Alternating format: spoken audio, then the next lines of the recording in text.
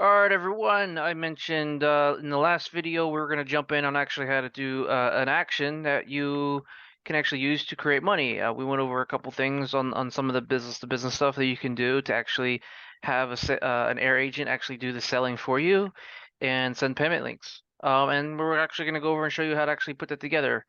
But it's actually real simple. The steps haven't really changed since this actually came out. So if you were to go to integrations here and you want to go to You gotta and share your screen here, Tom. that's the second time I've done that when you're on here. All right. Sorry. So so when you're logged in, you want to go to the top right here, go to integrations. Um, this is where you would put the link here, your Zapier link. So you have to go ahead and get a Zapier. You want to do the minimum $73 because it is a premium app. And it's talking specifically inside this video here on how to actually use go how to use a Go High Level to send a payment link via either text message or email. So when you get someone on the hook who there's a buying trigger in there, and you basically put in the inside the script of what they're going to say to say, all right, so I'm going to send you a payment link now that goes over the amount that we just went over, and then that should trigger whatever that payment link is. It through Zapier, it goes to Zapier. Tell me the right path here. Zapier, and then to your CRM, which in this video talks about Go High Level. Is that basically the path, Paul? Yeah. So what it's gonna do is your air agent's gonna call out, reach out to your contacts, and then from there, there's going to be a phrase that you are going to specify to signal to the air agent to actually do a external action. So basically, Zapier is being used as that medium to do that. So it's going to be a webhook to Zapier. Zapier is going to listen for that action word. Once it hears that, it's going to trigger a series of events. Um, Either that's going to send a email or whatever you want it to do from there, or send it to another CRM because Zapier connects with a ton of other APIs and applications in the web. So from there, there's so many things you can do from there. One of the things that we do is we go through Go High Level. So we do a lot of things through there. But that's what you want to do. First, it's 100% integrated, so there's thousands of web applications that you can connect to with your Air agent, and that's where you start getting really creative. I would say to you and suggest don't do too many things with it though, because you don't want to confuse your AI and you just want to stay very, very focused on what you need to happen and what the outcome you want to happen. So if that's setting an appointment, just I would say more is less. You know, just make it do direct actions so you can achieve what you need to do. Don't get too creative and crazy with it. So because All you're right. gonna have to do a lot of testing on it, and make sure you test a lot to make sure the actions actually happening consistently because you don't want it to go in there and say your air agent could say, hey, I'll send you that link. And then now the prospect's on the phone waiting for a link to be sent, but you didn't set it up properly.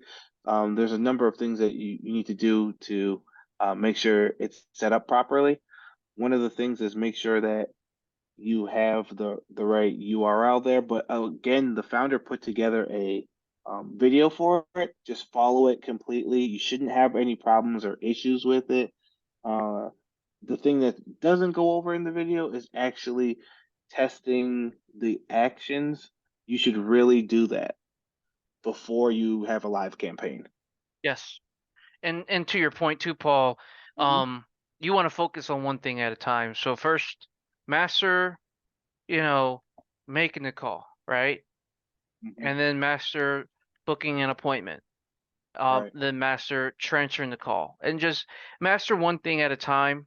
And then when you're ready to, graduate to making a sale, don't get too crazy. Just a very static sale. As I mentioned in the last video, you want that's going to be the easiest for you. If you get too dynamic, it gets too convoluted to a point where you may confuse the air agent, and the call may not be as functional as you may want it to be at all, and you've wasted a ton of time. So step by step, and it's the same way of optimizing the script. So, and when you do it, do split testing, right? To make sure what's better, booking appointments better, transfer better. Is transfer better? Um, and do some split tests with your actual live agents, real human agents that making sales. Are your human agents better, or is the air human agent better? And then kind of split test it and see how the air agent's doing. Say, okay, this is where it's messing up in part of the script. Mess it around, fix the script around, and then try it again. And then, oh, it's a little bit better. But it's not better than the human agent. So again, listen to a couple of the calls, fix the script on where it can get better, and now all of a sudden it's better and better, and to a point where it's better than your human agent. That's kind of where you want it to be, better than your human agent making sales. So that way, now you have an air agent that's constantly available 24/7 and can make hundreds and hundreds and hundreds and hundreds of phone calls in just minutes to your prospects and do sales for you. So once you got that down, so that's my suggestion. That's what I would look into. But just constantly go step by step by step, making sure that everything you got down pat basically and perfect. So before you move on to the next thing. Um, so that's basically what we're going to go over on setting that up. It's all done through Zapier on how to set up those actions. And because it's through Zapier, it can be done through all different types of CRMs, because Zapier works with 5,000, 10,000 plus applications that you can use this air agent for because of the use of Zapier. So Y- next, You know, mhm, Tom, I wanted to add too, because once you figure out the actions part, as you start actually getting more and more calls, there's something in there called the knowledge base, that you can connect to.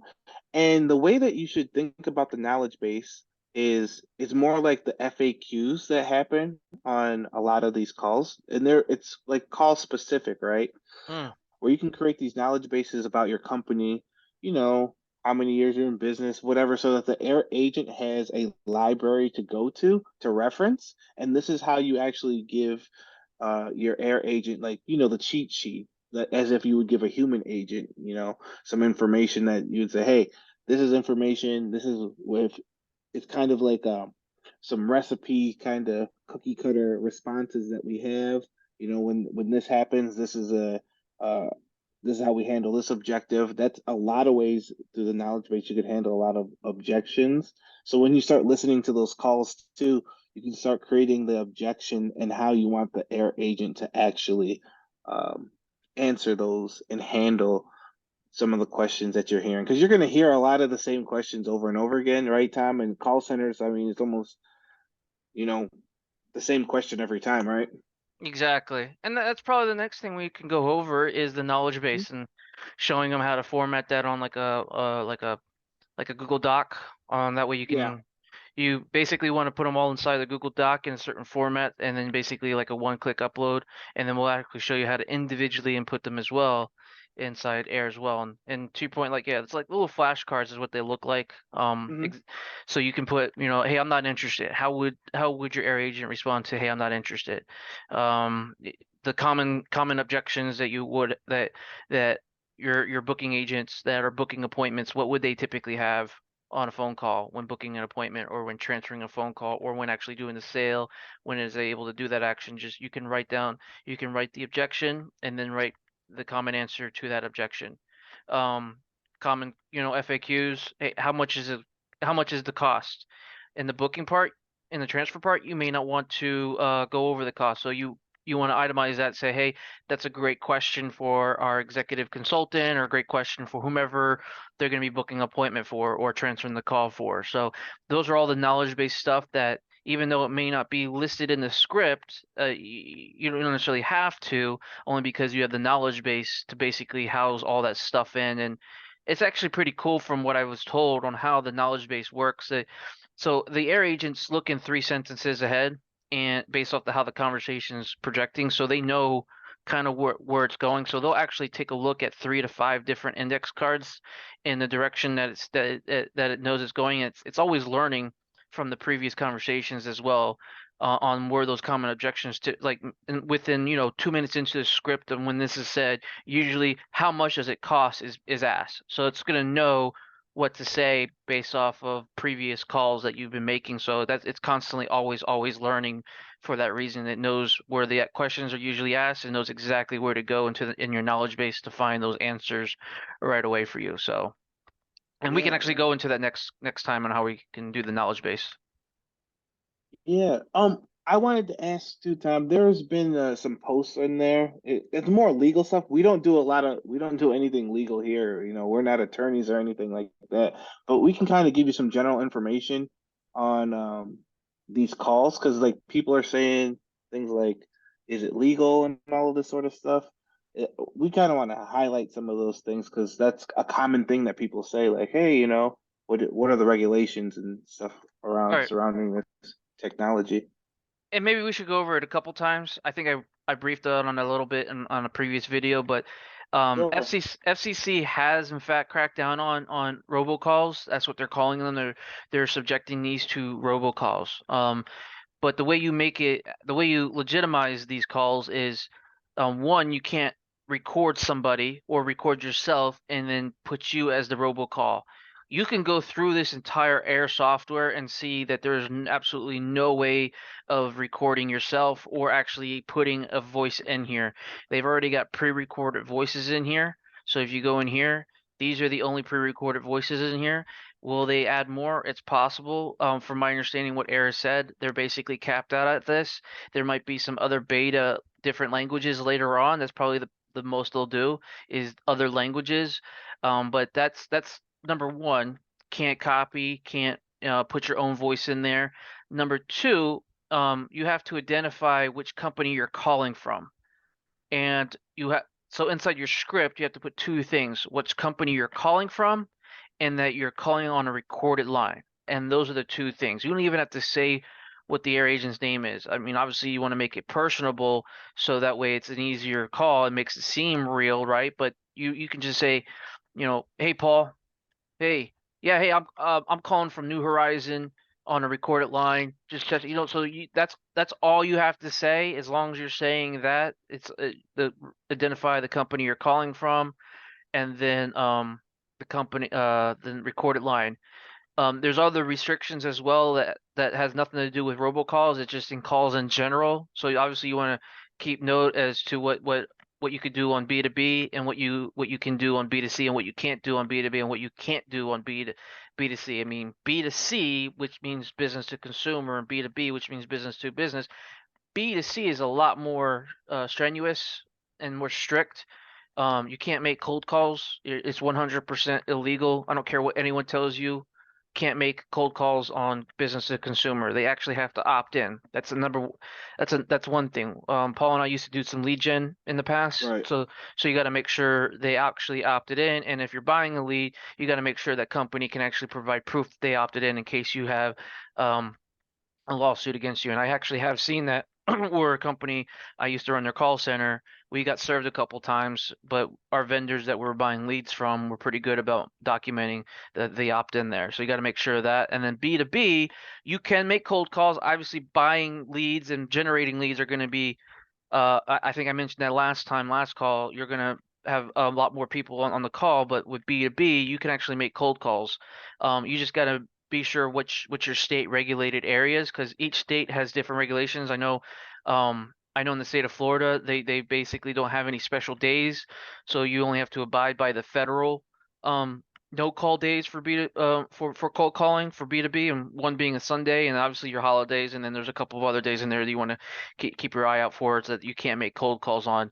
And that's very important because for each occurrence, if you're calling someone that's not on an opt-in list for B2C, or if you're calling a business that's on one of those bad days, it can reach up to like $25,000 per occurrence. So you got to be very careful on that. That's basically what I want to hit up on. And then we do have a Spanish one in here, so I don't speak Spanish. I don't know how to set it up, but if you want to go ahead and schedule a consultation call, we can jump in here and do it live if you like, and actually do a live testing to send you a Spanish call and see how that sounds. I'm more curious to see how that sounds and get some real live feedback from somebody that knows how to understand Spanish. And I don't mind you guys jumping on a consultation call with us and putting something like that together. So. Yeah, yeah. No, I'm really curious is if we write it in English, will it actually do it in Spanish? you I know? tried that. I tried that. You know, So I've actually tried to talking to it in so if you get an English AI calling, you can actually start speaking in Spanish and it will start picking up in Spanish. yeah, It that's I it's think so I think that's crazy that what it can do that. I think it's what it does. So if it says hey prospect name and then the Yeah, prospect starts speaking in Spanish, it'll automatically start speaking in Spanish. right. So but that's not always good because sometimes when you're talking to someone in Spanish, they could instantly transfer to English from what Hmm. people were saying, and it kind of screws up the script. They don't stop speaking in Spanish, so Yeah. It just keeps or going, right? it just It's keeps going. very And then I think the other problem was is if the reason why they made the Spanish script is even like you could get 3 lines down, you know, halfway through the script, and all of a sudden it's like I don't understand. Do you have a translator that speaks in Spanish? Then you have a problem there. So might as well if you know like if you have a Spanish, I'm thinking just out loud here, if you're setting up a Spanish script, you probably are being very specific on who you're calling. So it's right. probably these are actually leads that actually speak Spanish. So and you could set that up to where you could have a calls and you can actually trigger an action here. I'd be curious to see how that would set up and how that would work. I'm just thinking out loud. I don't even know if it's possible, but if you do have an air agent that's going halfway through the script in English and is asking for someone to speak Spanish, I'm sure you could probably put that in an advanced scripting there to where it transfers to your agent that speaks Spanish. So that might be something that might be possible Mhm. using advanced scripting that we can go over in a later video. I know we keep pushing that back only because that is a very, very, very long video because it's very Yeah. advanced is very exactly what it sounds like. It's advanced. So Yeah, it's astonishing to me how things go from standard and there's no real middle ground. It just goes no, standard to difficult. Like, you know, there's no real intermediate with this. no, Uh, and it goes real difficult. I mean, you have prompting in advanced script, and we'll show you side by side here short in a later video. But you literally yeah, have all the prompting above their seed phrase. You have to actually have to quote your script on what the agent's going to say. You actually have to type this in where this automatically puts it in for you. right. You have to have a squiggly line uh, per line there. So and then the end of script uh um icon is different, and you have Yep. start of script too is all different. So it's far more advanced. But that's something we'll go over in a later video. So is there anything Yeah. else you So want to add there? no, I mean that's pretty good. Just to recap, we'll go over the knowledge base stuff, putting that together because that's really important. Again, if you guys have any questions, concerns, or anything like that, feel free to reach out. We're available on all the different, you know, contact forms. So it's Yep. good to hear. It's always good to hear from everyone. So Yeah, exactly. So if you went to let's see here. Right here is our link tree. So this is where you would go to. You'll see this link in the description here. Just schedule your free consultation call with us. We could talk about how we can set this up for you, how that may look like, where we can actually get the air agent to set appointments up for you or something like that, or maybe a completely custom job you're looking for, or you simply want to jump on that one-on-one and test out the Spanish version that I mentioned earlier. That'd be kind of nice. You can hmm schedule a group session Q&A. So if you are doing this as a DIY enthusiast, do it yourself enthusiast, and you got any questions, any roadblocks you come along the way, you can schedule a Q&A. Don't be scared if you're just the only one in there. Paul and I won't bite, so don't worry. We'll definitely help you out through that and walk you through if you run across a roadblock or anything like that. So, and there's a couple of other links in there. I mean, we're Go High Level. We use that quite a bit. So if you don't have a Go High Level, you can certainly sign up for one right here. You want to sign up through our Air account right here as well, and then check out a couple of other channels in our website. So, but that's basically it. I don't know if there's anything else you want to go over there, Paul. no, that's all for now. All right, guys. Well, it's All good right, talk, and all right, we'll see you on the next video. All right. all right. See ya. Bye.